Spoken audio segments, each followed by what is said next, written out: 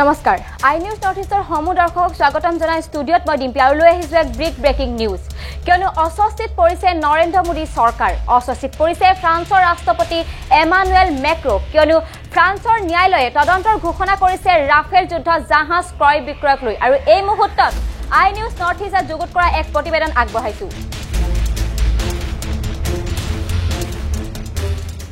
की सरकार आती है नरेंद्र मोदी जी स्वयं जाते हैं फ्रांस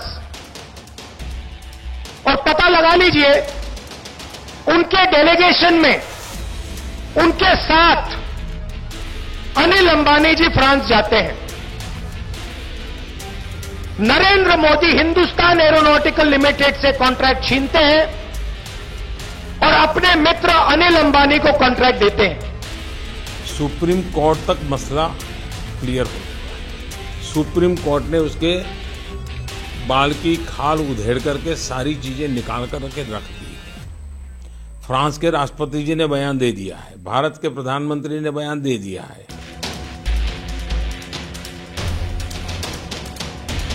কি আছিল ৰাফেল ক্ৰয় কেলেংকাৰী 2016 চনৰ সেপ্টেম্বৰত ভাৰত চৰকাৰ আৰু ফ্ৰান্স চৰকাৰৰ মাজত এখন চুক্তি স্বাক্ষৰ হৈছিল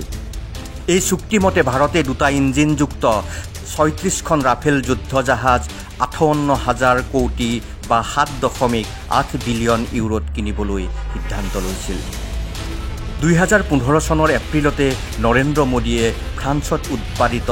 ৰাফেল যুদ্ধ জাহাজ ভাৰতে কিনিব বুলি ঘোষণা কৰিছিল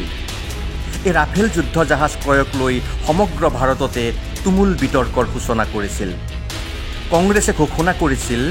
মেক ইন ইণ্ডিয়া কাৰ্যসূচীৰ সৰ্বাধিক বৃহৎ অসফলতা আছিল এয়া ৰাফেল কিনাৰ নামত 15% ধন আগতীয়াকৈ দিয়া হৈছিল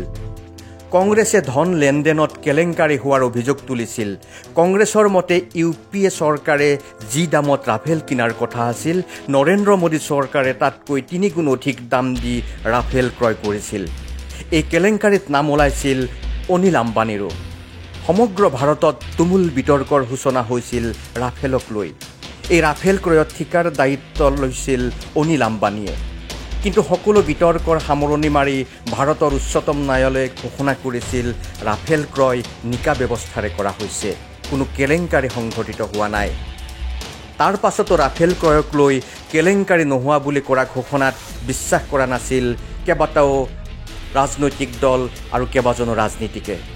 মধ্যভোগীয়ে বহু হাজাৰ কোটি টকা কমিছন হিচাপে হস্তগত কৰাৰ কথা তেওঁলোকে কৈ আহিছিল